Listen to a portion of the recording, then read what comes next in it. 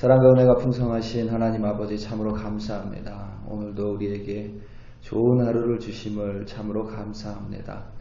하나님, 오늘도 우리 한 사람 한 사람에게 허락해 주신 이 신비의 하루 속에서 하나님 안에서 또 하나님 뜻 안에서 살아가는 우리 한 사람 한 사람 되게 하여 주시옵소서. 때로는 하나님 이해하지 못하는 일이 있을지라도 하나님의 놀라운 그리고 신비한 계획하심을 바라보며 믿음으로 주님과 한 걸음 한 걸음 걸어가는 우리 한 사람 한 사람 되게 하여 주시옵소서. 감사드리며 예수님의 이름으로 기도드립니다. 아멘.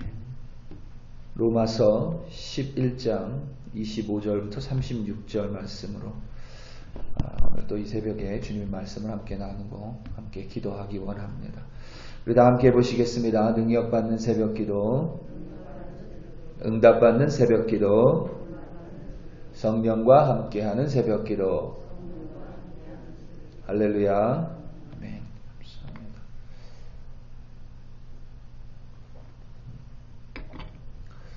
러시아 작가죠. 톨스토이라는 작가가 쓴 단편 소설 중에 사람은 무엇으로 사는가라는 책이 있습니다. 사람은 무엇으로 사는가.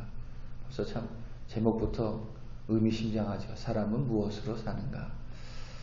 천사 미하엘이라는 천사가 있는데 그 책 속에 하나님의 명령으로 이제 남편을 잃은 여인의 영혼을 이제 가지고 하나님께로 와야 됩니다. 그러니까 죽음을 당하는 거죠.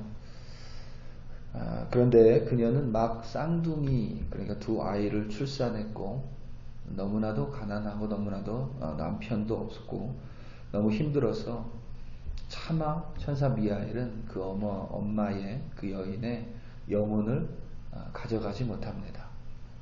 그리고 다시 이제 하나님께로 올라가요.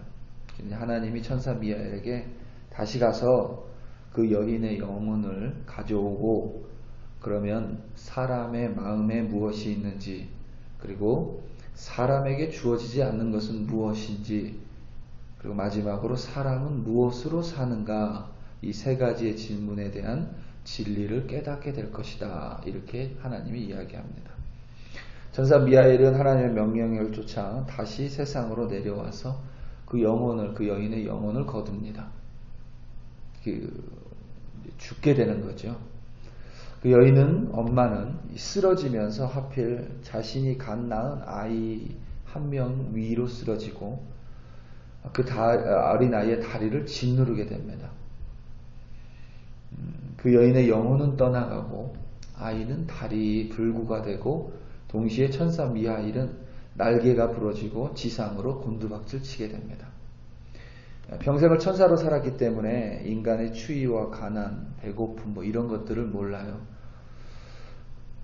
그런 걸 모른 채 천사 미하엘은 거리에 쓰러집니다. 배고픔과 추위로 몸이 얼어붙기 시작합니다. 그때 어떤 남자가 지나가요. 그런데 천사 미하엘은 예지 능력은 아직까지 가지고 있었습니다. 그 남자를 보니까 집이 찢어지게 가난합니다. 외투도, 러시아니까 얼마나 춥겠어요. 외투도 한 벌밖에 없는데 그 외투를 아내와 번갈아 가면서 입을 정도로 가난합니다. 집에 남아있는 빵은 오늘 밤에 먹을 빵밖에 없습니다. 빌려준 돈을 받으러 갔는데 또 이 사람이 착해요. 구두수성공입니다. 이 남자가 착해서 자기가 빌려주고 나서도 그 돈을 받지를 못합니다. 천사 미하엘은 죽어가며 저 남자는 당연히 자기에게 오지 않을 거다라고 생각을 합니다. 저렇게 가난하고 오늘 하루 먹을 빵밖에 없는 사람이, 외투도 한 벌밖에 없는 사람이 자신을 도와줄 리 없다, 이렇게 생각을 합니다. 그런데 어찌된 일인지 그 남자가 가던 길을 멈추고 다시 쓰러져 있는 미하엘에게 돌아옵니다. 하나뿐인 외투를 벗어주고 그 남자의 집으로 천사 미하엘을 데리고 가요. 집에 데려가니까 이제 집에 있는 아내가 화를 냅니다. 빌려간 돈도 못 받아오고 웬 건원뱅이를 끌고 오고 화가 나겠죠. 구박을 합니다. 시몬은 구두장입니다. 이 시몬은 자신에게 벌어진 일을 자세히 말합니다. 그랬더니 아내의 마음이 누그러지고 이해를 하면서 아내가 마지막 있는 빵을 구워서 이 천사 미하엘 젊은 청년에게 줍니다. 그때 미하엘이 갑자기 기쁜 웃음을 지어요. 얼굴에. 그는 하나님께서 자신에게 말한 첫 번째 진리, 인간의 마음에는 무엇이 있는가를 깨닫습니다. 사람의 마음에는 다름 아닌 사랑이 있다는 진리를 깨닫습니다. 미하엘과 시몬은 함께 구두수선 일을 합니다. 어느 날 한 부자가 좋은 가죽을 가져와서 1년 동안 찢어지지 않을 신발을 만들어 주십시오. 이렇게 주문을 합니다. 그런데 그때 미하엘이 그 부자가 왔을 때 그 뒤에 죽음의 천사가 있는 걸 보게 돼요. 아직 예지 능력이 있기 때문에. 그리고 부자는 1년 동안 떨어지지 않을 튼튼한 구두를 만들어 달라고 하는데 미하엘은 이렇게 생각합니다. 이 사람은 1년 후의 미래를 준비하고 있지만 정작 자신이 오늘 저녁까지도 살지 못한다는 사실은 모르는구나. 미하엘은 구두를 만드는 것이 아니라 죽은 사람에게 신기는 샌들을 가죽으로 만듭니다. 아니나 다를까 며칠 뒤에 부자의 하인이 와서는 주인이 죽임을 당했기 때문에 죽었기 때문에 튼튼한 구두가 필요한 것이 아니라 죽은 사람에게 신기는 샌들이 필요합니다. 라고 샌들을 부탁하고 갑니다. 이때 미하엘은 두 번째 하나님께서 명령한 두 번째 진리를 깨닫습니다. 사람에게 주어지지 않은 것은 무엇인가? 사람에게는 자신에게 무엇이 필요한지, 사람에게는 자신에게 필요한 것이 진짜 무엇인지 아는 능력이 주어져 있지 않다라고 깨닫습니다. 몇 년 후에 어떤 부인이 아이들을 위한 신발을 맞추기 위해 미하엘과 시몬의 구두집을 찾아옵니다. 그런데 이렇게 보니까 한 아이가 다리를 절고 있어요. 아이의 친엄마가 죽으며 아이 위로 넘어졌기 때문에 아이가 다리를 절게 됐다. 그리고 자신은 이 두 아이의 양어머니라고 소개를 합니다. 이때 미하엘은 그 아이가 몇 해 전에 엄마를 잃은, 그러니까 자기가 영혼을 가져간 그 엄마의 그러니까 쌍둥이임을 깨닫습니다. 그리고 세 번째 진리를 깨닫게 됩니다. 사람은 무엇으로 사는가? 그에 대한 대답은 모든 사람은 자신에 대한 걱정으로만 살아가는 것이 아니라 사랑으로 살아간다. 이렇게 하고 미하엘은 하나님이 주신 명령을 다 깨닫고는 다시 날개가 돋아나고 이제 다시 천사가 됩니다. 간단한 이야기입니다. 물론 제가 더 간단하게 이야기했지만 간단한 이야기지만 참 긴 울림을 주는 톨스토이의 단편소설입니다. 사람은 자신에게 무엇이 필요한지, 정말 자신에게 필요한 것이 무엇인지 아는 능력이 주어지지 않았습니다. 이것은 사람이 아무리 자신의 지적 능력이 뛰어나다고 자랑해도 결국은 그것은 지극히 제한적인 능력일 수밖에 없다라는 것을 의미합니다.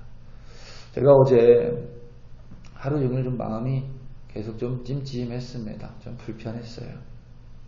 새벽 설교에서 사랑제일교회를 비롯해서 일부 그리스도인들의 행태와 주님과 주님의 교회에 누가 되는 그들의 모습에 화가 난다고 말을 설교 시간에 했었는데 예배를 마치고 나서도 하루 종일 그게 제 안에 좀 찝찝하게 남아 있었습니다. 그냥 나 혼자 생각하고 말걸, 그냥 나 혼자 기도하고 말걸, 뭐 그런 것까지 이야기했나, 이런 생각이 들어서 하나님 앞에 좀 찜찜한 마음이 있었습니다. 뭐 당연히 기분도 좀 우울하고 좀 답답하기도 하고 그랬습니다. 기쁨도 소망도 찾기가 힘들지요. 감정이 그러니까. 그런데 오늘 본문 말씀을 이렇게 묵상하며 다시 주님 안에서 기쁨을 찾고 소망을 찾고 무엇보다 주님 앞에서 회개했습니다. 오늘 말씀 33절부터 36절입니다. 깊도다 하나님의 지혜와 지식의 풍성함이요 그의 판단은 헤아리지 못할 것이며 그의 길은 찾지 못할 것이로다. 누가 주의 마음을 알았느냐? 누가 그의 모사가 되었느냐? 누가 주께 먼저 드려서 갚으심을 받겠느냐? 이는 만물이 주에게서 나오고 주로 말미암고 주에게로 돌아갑니다. 그에게 영광이 세세에 있을지어다. 아멘. 35절에 누가 주께 먼저 드려서 갚으심을 받겠느냐는 우리가 하나님께 받은 것이 모두 은혜라 이런 의미입니다. 먼저 우리가 하나님께 드려서 그것을 하나님이 갚음으로 말미암아 우리가 받는 것이 없다 이런 의미죠. 이스라엘의 불순종으로 이방인이 순종하여 구원을 얻고 또 불순종 가운데 있었던 이스라엘이 이방인의 구원을 보고 다시 순종하여 하나님의 구원을 얻게 될 것이라는 이 하나님의 신비와 하나님의 섭리가 우리의 헤아림 밖에 있는 비밀이라고 신비라고 사도 바울은 이야기하고 있습니다. 그저 말씀을 묵상하며 하나님 앞에 제 교만함을 회개하고 하나님의 지혜와 지식은 저 같은 불완전한 자가 생각할 수 없이 완전하며 하나님의 판단과 뜻과 하나님의 길과 섭리는 제가 감히 헤아릴 수조차 없는 것임을 다시 한번 깨달았습니다. 분명히 제 눈에 보기에는, 제 생각에는, 제 감정에는, 제 이성에는 뭐가 잘못된 것 같습니다. 마치 갓 출산한 엄마가 죽으면 두 아이가 절대로 살지 못할 거라고 단언한 생각한 미하엘과 같습니다. 하지만 하나님의 뜻과 섭리는, 하나님의 완전하신 뜻과 섭리는 갓 태어난 쌍둥이의 전 인생을 이미 계획하고 책임지고 있었습니다. 동일하게 저는 지금 아무것도 알 수 없는 저는 모든 것을 알 수 있는 능력이 없지만 하나님의 지혜와 지식 그리고 그분의 뜻과 섭리는 완전한 줄로 믿습니다. 나는 완전히 선한 생각을 할 수 없지만 그분은 온전하게 선하시기에 그의 섭리와 그의 뜻과 계획과 역사하심 또한 필히 반드시 선할 줄로 믿습니다. 우리 사랑하는 성도 여러분, 하나님의 섭리, 하나님의 경륜, 하나님의 뜻과 계획, 그리고 하나님의 역사하심은 감히 우리 같은 존재가 헤아릴 수 없을 만큼 크고 깊고 신비롭습니다. 그 신비로운 하루를 우리에게 허락하셨습니다. 하나님의 뜻이 오늘 하루 선하게 나를 인도하심을 믿고 그리하여 오늘도 승리하시기를 예수님의 이름으로 축원합니다. 우리 다 함께 기도하시겠습니다.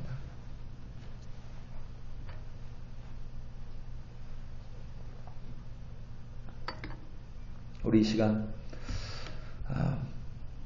코로나 바이러스가 그래도 한 3-4주 전에 마스크 착용 의무화를 통해서 콜로라도주가 좀 많이 내려갔습니다.